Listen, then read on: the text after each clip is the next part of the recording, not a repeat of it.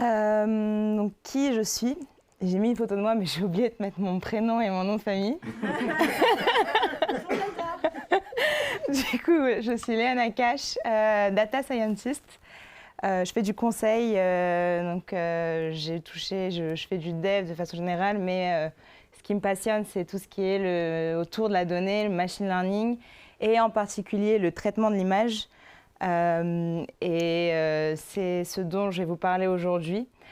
Donc l'IA est un gros focus sur l'IA générative et l'art génératif parce que l'image, c'est ce qui m'intéresse. Donc vous avez sûrement dû entendre parler de ChatGPT. En fait, l'IA générative, c'est un sous-ensemble de l'IA, l'intelligence artificielle. Et ce qu'on entend par IA générative, ce sont des algorithmes qui sont capables de créer des contenus originaux. Et l'art génératif, c'est en particulier la génération d'images et de photos, enfin de tout ce qui est visuel. Donc l'IA génératif, pour résumer, l'art génératif, c'est ça. Donc c'était ça il y a quelques mois, presque un an. Vous avez sûrement dû voir passer ce genre d'image, Barack Obama et Angela Merkel en train de manger une glace improbable, Macron en train de ramasser les poubelles pendant la grève. Pareil, le pape en doudoune, celle-là, je pense qu'elle a fait un peu fureur, ça a fait un peu de buzz.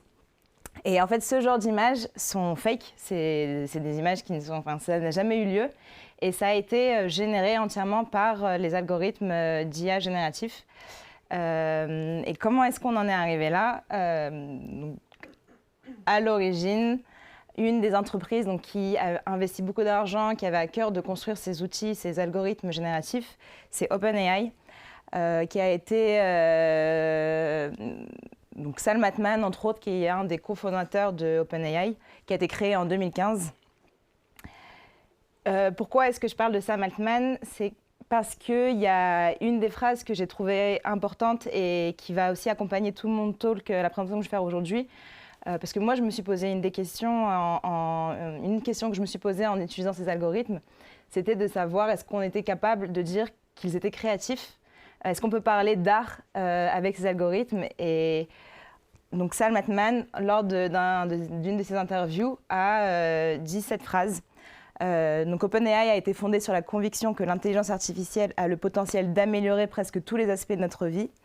Nous aimons voir les gens utiliser nos outils pour créer, apprendre à être plus productifs. Et c'est ce mot « créer » là que j'insiste et que j'ai envie de discuter avec vous et d'essayer de voir en montrant comment fonctionnent ces algorithmes, comment est-ce qu'on peut parler de création et est-ce qu'on peut parler de création et de créativité avec ce genre d'outils. Un petit aperçu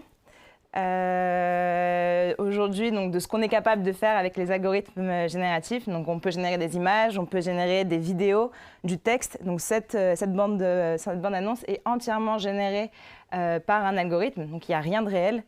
Et c'est encore que le début. On voit, il y a encore des choses qui fonctionnent pas trop. Il y a des reflets qui sont pas bien. Le soleil, à un moment, vous allez le voir, il y a 2 soleils. Mais bon, ça reste quand même bluffant. Là, il y a eu du feu sur l'eau. Bon, il y a encore quelques éléments qui fonctionnent pas.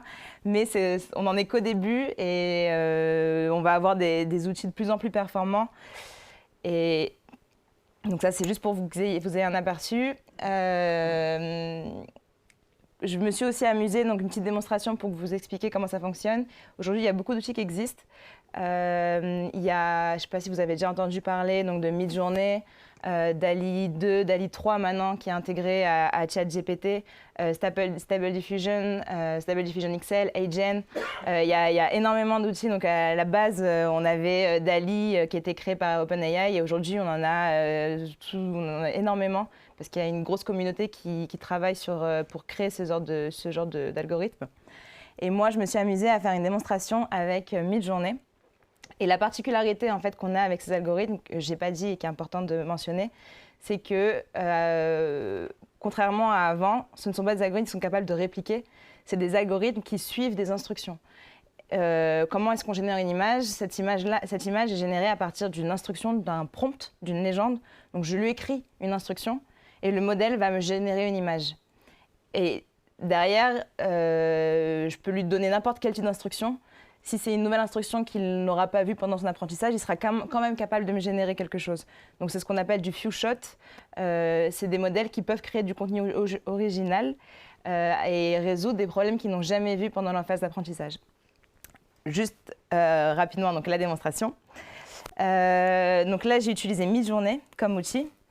Donc ça, c'est un algorithme qui est disponible sur Discord, donc qui est hébergé sur Discord via un bot. On écrit notre instruction, comme ce que j'ai expliqué. Donc là, l'instruction que je lui ai dit, c'est un violoniste dans une rue, dans le style de Chagall. Donc je lui écris l'instruction, violonist in the street, Chagall style, et il va me faire une première proposition, donc il va me générer 4 variations d'images différentes. Et donc en respectant, donc c'est ça qui rend la chose incroyable, c'est qu'il comprend l'instruction et il respecte l'énoncé qui est de faire un violoniste dans une rue et en respectant le style. Donc là, je peux faire un zoom. J'ai remarqué que la main n'était pas correcte. Enfin, donc j'ai choisi une image qui m'a intéressée. Je regarde à chaque fois, c'est 4 variations différentes, donc du même prompt. Je regarde, donc la main est mal faite, donc je décide de changer la zone de l'image. Là, j'ai fait un zoom out. Je peux aussi décider de prendre du recul et de compléter l'image autour de ce qu'on voyait au début. Donc il y a pas mal de petites modifications que je peux faire et en fait c'est un échange que j'ai avec l'outil. Je lui dis il y a cette zone que j'ai envie de changer, cette variation et en fait j'améliore mon image au fur et à mesure. Là j'ai fait un exemple de quelques secondes. Je me suis surprise à passer des heures à me coucher à 3 heures du matin pour avoir l'image que j'avais en tête qui correspond exactement à ce que j'avais envie et que je trouvais parfaite. Donc c'est pas si simple, ça prend du temps et c'est vraiment un échange qu'on a avec l'outil. Et ça c'est vraiment important et on en reviendra, j'en reparlerai tout à l'heure. Et juste pour un point important aussi, c'est et c'est une des particularités de ces algorithmes, je peux refaire l'exercice 10 fois avec la même instruction, le même prompt. Je vais à chaque fois avoir un résultat différent. Là, je me suis amusée, donc je l'ai refait une deuxième fois avec le même prompt. Et si on regarde, donc il y a toujours l'instruction qui est respectée, j'ai toujours le violoniste dans ma rue, mais au niveau du détail, c'est différent. Et bon, après, avec Dall-E, donc c'était pas le cas à l'époque. Aujourd'hui, donc maintenant, c'est censuré. Il y a des questions de propriété privée, intellectuelle. On ne peut pas reproduire des styles d'artistes qui existent ou qui ont existé. Donc, comment est-ce que ça marche techniquement et où est-ce qu'on peut avoir ce côté, donc vous avez un peu vu la partie création, parce qu'il respecte l'instruction, mais il y a plein de niveaux de détails que je ne maîtrise pas, moi, en tant que personne qui interagit avec l'algorithme, et que l'algorithme va extrapoler de lui-même. Donc, comment est-ce que ça marche ? Donc, si on revient à la base, comment est-ce qu'on dessine ? Donc, il faut imaginer la mère avec son enfant qui demande à son enfant de lui dessiner un lapin. L'enfant comprend, il arrive à lire, à comprendre ce que c'est qu'un lapin, mais visuellement, s'il n'a jamais vu de lapin, il ne sait pas à quoi ça ressemble. Donc il va lui dire, ok, mais à quoi ça ressemble un lapin ?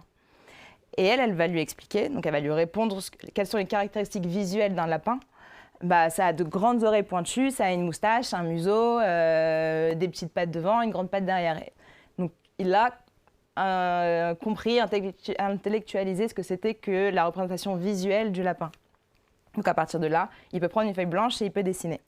Et c'est exactement en fait ce qui se passe avec les algorithmes génératifs, c'est qu'on essaie de créer une correspondance entre l'écriture, donc le mot lapin textuel, et l'image visuelle, donc les caractéristiques visuelles de ce mot-là. Et comme un algorithme, ça comprend uniquement des chiffres, il y a une phase où on transforme le texte en valeur numérique, donc une suite de chiffres qui est un vecteur. Pareil pour l'image. Donc, sauf que dans l'image, ce n'est pas juste la matrice que je transforme en vecteur en faisant un flatten. J'apprends le modèle à extraire les caractéristiques visuelles de mon image, donc qui sont comme l'exemple, les grandes oreilles, le museau, la patte, et je transforme ça en un vecteur, donc en suite de nombres. Et l'idée, c'est de faire le match entre ces deux vecteurs. Donc, c'est ce qu'essaie de faire le modèle, faire un match entre le vecteur texte et le vecteur avec caractéristiques visuelles. On revient à la base. Qu'est-ce qu'une image ? Une image numérique. Donc, j'ai parlé de matrice rapidement. Donc c'est exactement ce qu'est une image, c'est une matrice de pixels. Donc c'est un tableau de chiffres et vous avez sûrement dû entendre parler haute résolution, faible résolution. Donc ça correspond au nombre de pixels que j'ai donc c'est la taille de ma matrice et le nombre de pixels que j'ai sur mon image. Et en fait, ce qui se passe, donc là, c'est vraiment au niveau, à l'intérieur de l'algorithme, comment est-ce qu'un algorithme est capable de comprendre les caractéristiques visuelles et d'en déduire un vecteur. Derrière, c'est que des calculs convolutionnels entre matrices. Il y a des noyaux qu'on fait passer donc c'est une couche de noyaux où, à l'intérieur, on est censé extraire et comprendre les caractéristiques de ces images. Donc ça, c'est juste un exemple, mais il y a plein de couches comme ça dans ces algorithmes pour essayer justement de comprendre ce qu'il y a visuellement dans une image. Donc comment est-ce qu'on arrive à passer du texte, donc du prompt, à mon image finale? Donc la première étape, c'est ce que je vous ai expliqué. Donc on a un texte, il faut que j'arrive à le transformer numériquement. Donc ça, une première étape où on passe du texte au vecteur texte. Ensuite, il y a une deuxième étape où donc on a besoin de faire cette correspondance entre les caractéristiques textuelles, donc l'information qu'il y a dans mon texte, et les caractéristiques visuelles, l'information qu'il y a dans mon image. Et une fois que j'ai ce vecteur image que le modèle peut comprendre, là, je suis capable de créer mon image. Donc, il y a trois grosses étapes. La première étape, donc ça passe par un modèle, ce qu'on appelle donc c'est des transformers et text encodeurs. Et c'est un modèle avec des couches de réseau de neurones qui passent de mon texte à ce vecteur texte. Donc, une fois que j'ai le vecteur texte, je rentre ça dans un deuxième modèle qui, lui, apprend à faire le match entre un vecteur texte et le vecteur texte qui contient l'information condensée de mon instruction de ma phrase et le vecteur image qui, dedans, doit avoir l'instruction, les caractéristiques visuelles de mon image. Donc, comment est-ce que fonctionne le modèle qui permet de faire ce match entre le texte et le vecteur texte et le vecteur image? Donc, je l'appelle le vecteur image, c'est l'information visuelle. Donc, on a besoin de deux typologies de modèles. Donc, un modèle, ce qu'on appelle les vision transformers et image encodeur, donc qui permet justement de comprendre l'information qu'il y a dans mon image et de la transformer en vecteur texte. Et le deuxième modèle, donc faire la même chose pour le texte. Et en fait, on utilise ces deux modèles à l'intérieur d'un modèle plus global qui les inclut. Donc ces deux modèles-là, ils sont utilisés pour faire cette transformation. Et on apprend du coup à un modèle à faire le match entre une image et sa légende. Et inversement, entre une légende et son image. Donc quand je lui donne un vecteur texte en entrée, il est censé trouver à quelle image ça correspond, donc quel vecteur image est le plus pertinent. Et en fait, ce qui se passe, c'est des calculs de vecteurs avec une cosinus similarity. Les vecteurs sont représentés dans l'espace et les vecteurs les plus proches sont censés contenir la même typologie d'information. Donc c'est en gros comment fonctionne ce modèle. On lui apprend à chaque fois faire le match entre l'instruction visuelle et l'instruction textuelle. Une fois qu'on a notre vecteur image, comment est-ce qu'on arrive à notre image finale? Parce qu'il y a le vecteur image contient uniquement les caractéristiques, donc les grandes oreilles, le museau, les pattes, mais il ne contient pas l'image telle qu'elle. Et donc pour ça passe dans un troisième modèle où donc on reprend notre vecteur image donc, qui contient les caractéristiques visuelles de mon image. On utilise un bruit blanc, donc c'est la matrice finale donc, qui devra contenir mon image finale générée par le modèle. Et en fait, on donne en entrée de ce modèle-là les deux informations. Donc ce bruit blanc c'est un modèle qui repart de zéro, il n'y a aucune information à l'intérieur. Et c'est ce vecteur qui est censé avoir les caractéristiques, l'information condensée donc, qu'on aura respectée, qu'on aura mis dans l'instruction. On donne ça au modèle, ça bourrine. Et à la fin, en fait, le modèle est capable de comprendre l'information qu'il y a dans le vecteur image et de le mettre, donc de remplacer les chiffres qui sont dans le bruit blanc par les bons chiffres pour avoir à la fin l'image qu'on veut avoir. C'est très haut niveau. C'est juste pour vous montrer les différentes étapes de comment ça fonctionne. Et donc tout ça, c'est le troisième modèle. Et donc, en gros, le modèle d'algorithme génératif compose ces trois différentes étapes avec ces trois gros modèles. Et donc je me suis amusée, donc ça c'était il y a presque un an à l'époque, donc avec DALL-E 2. Donc je lui ai donné une légende, donc un Pondaro en train de faire du skate dans un bureau data scientist, data art. Et comment est-ce qu'on arrive à une image? Et il m'a donné cette image. Et donc, dans toutes les étapes que je vous ai montrées, en fait, à chaque étape, il y a une perte il y a un gain on arrive à garder l'instruction, donc l'information initiale qui est dans ma légende, mais il y a tout le détail, toute une perte d'informations qui se passe parce que il y a de l'aléatoire. C'est pas dit que le modèle arrive à vraiment matcher entre mon vecteur texte et mon vecteur image. Et il y a aussi tout le niveau de détail que je n'ai pas mis dans mon instruction. Là, typiquement, je lui ai uniquement dit donne-moi un panda roux qui fait du skate dans un bureau. Mais je lui ai pas dit que je devais avoir un ordinateur dans mon bureau. À aucun moment, j'ai mentionné une fenêtre dans mon bureau, ni un verre d'eau, et je lui ai encore moins dit de le faire sur le bureau.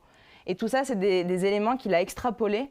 Et en fait, il s'est inspiré de toutes les images, de toutes les données qu'il aura ingérées, qu'il aura vues pendant ses phases d'entraînement. Tant que l'instruction est respectée, c'est OK. Et tout le reste, c'est de l'extrapolation. Et c'est une proposition que va me faire le modèle. Et en fait, on arrive à la voir parce qu'à chaque étape, on a un gain d'information entre le vecteur texte et le vecteur image. Il y a de l'aléatoire derrière, c'est des calculs donc de matrices avec des GPU. Donc il y a une partie qui va être ajoutée, générée, et on utilisera aussi ce que le modèle aura vu pendant son entraînement. Et ce qui fait qu'on a une image unique et originale à la fin. Et peu importe le prompt, à chaque fois que je le relance, ce sera une image unique. Donc maintenant, la question qu'on peut se poser, est-ce qu'on peut parler d'art parce qu'aujourd'hui, quand on a eu l'appareil photo, là c'était aussi une question qu'on s'était posée. À l'époque, on avait des personnes qui faisaient des dessins, des peintres, et aujourd'hui on a des photos. Et donc il y a eu ce débat-là de dire est-ce que l'appareil photo, est-ce que les gens qui font des photos font de l'art? Et avec ce genre d'algorithme, c'est tout nouveau et c'est aussi c'est le genre de questions qui reviennent un peu sur la table. Est-ce que ces algorithmes, est-ce que les images qu'on génère par ces algorithmes sont de l'art? Et pour vous donner une petite anecdote, en avril 2023, on a Boris Eldagsen qui a participé au Sony World Photography Award 2023 avec une photo qu'il a amenée. Il a gagné ce concours et il a avoué seulement après que cette image, donc cette photo qu'il avait proposée pour le concours, avait été entièrement générée par un algorithme et que ce n'était pas sa propriété, ce n'était pas lui qui l'avait faite. Et donc ça a fait débat, ça a fait buzz, tout le monde en a ne comment c'est possible? On ne s'est pas rendu compte que c'était quelque chose qui était généré, que c'était une photo fausse. Et en fait, lui, une de ses phrases qui était importante, donc j'ai voulu mettre en avant, donc ça ouvre le débat, je ne dis pas qu'il a raison, donc il dit pour moi, travailler avec des images créées par l'IA, c'est de la co-création dont je reste le réalisateur. Et en fait, si vous vous souvenez, dans la démonstration que je vous ai montrée sur Midjourney, il y a cet échange qu'on a avec l'algorithme. Moi, je lui propose, donc je lui donne une instruction qui est mon prompt, ma légende. Il me fait une proposition. Et derrière, je peux changer, donc je peux modifier cette image, lui dire de changer certaines zones, de lui donner plus d'instructions s'il y a des éléments dans l'image qui ne vont pas, pour qu'à la fin, avoir vraiment l'image que j'avais en tête ou une image qui correspond qui me satisfait dans le résultat. Et je trouve l'image assez juste. Et quand j'en ai parlé avec mes coachs, donc Virginie a corrigé la phrase et a expliqué et a précisé en disant que l'algorithme reste le réalisateur puisque c'est lui qui va réaliser l'image, mais que l'artiste, la personne qui va utiliser l'outil, reste le scénariste, producteur. Donc on reste maître de ce qu'on produit et on a juste une aide, un outil qui nous aide à être plus productif et à créer, puisqu'à la fin, la sensibilité qu'on va avoir à la fin, elle vient de nous, puisque c'est nous qui mettons cette sensibilité dans l'instruction, dans la légende qu'on va proposer à l'algorithme et dans les améliorations qu'on va faire avec cet échange qui reste itératif. Merci de m'avoir écouté. J'ai pas oublié de mettre le QR code. Mais vous avez mon mail si vous voulez avoir les slides et si vous avez des questions à me poser, avec mon nom et mon prénom cette fois.